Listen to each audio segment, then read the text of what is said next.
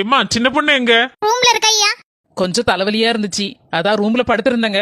தலைவலிக்குதா? சரி வா, உனக்கு சூடா காப்பி போட்டு தரேன். சின்னம்மா சட்னி அரைக்க தேங்காய் போதுமா? போதும் போதும்.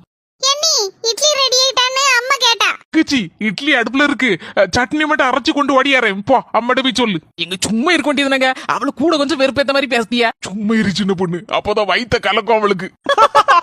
பாத்தியம்மா இந்த வீட்ல என்னலாம் நடக்குன்னு? அண்ணே உனக்கு ஏதாவது செய்து தந்திருக்கானா? இப்போ பாத்தியா காப்பியே போடுதான், இட்லி அவிக்கான், சட்னி அரைக்கான். அண்ணே போற போக்கு சரியில்லை பாத்துக்க, பொண்டாட்டிக்கு அடிமையா தான் கிடக்கான். ஏடி அப்படி சொல்லாத மக்கா. இந்த பாரு, அவன் முதல்ல பொண்டாட்டிக்கு கூட மாட ஒத்தாசை பண்ணும்போது எனக்கும் கொஞ்சம் சங்கடமா தான் இருந்து, எனக்கும் கோவம் வரதான் செஞ்சுச்சு. நமக்கு ஒரு கப்பு காப்பி போட்டு தந்திருப்பானா, இப்ப பொண்டாட்டிக்கு டக்குன்னு காப்பி போட்டு கொடுக்கானே அப்படின்னு நினைச்சேன். இப்ப நான் கோவப்பட மாட்டேன் டி. ஏன்னா இப்பவாது பொம்பளைகளோட கஷ்டம் என்ன ஏதுன்னு புரிஞ்சுக்கிட்டானே, புரிஞ்சு கூட மாட பொண்டாட்டிக்கு ஒத்தாசை பண்ணதல்ல, அது வரைக்கும் எனக்கு ரொம்ப சந்தோஷம் டி மக்கா.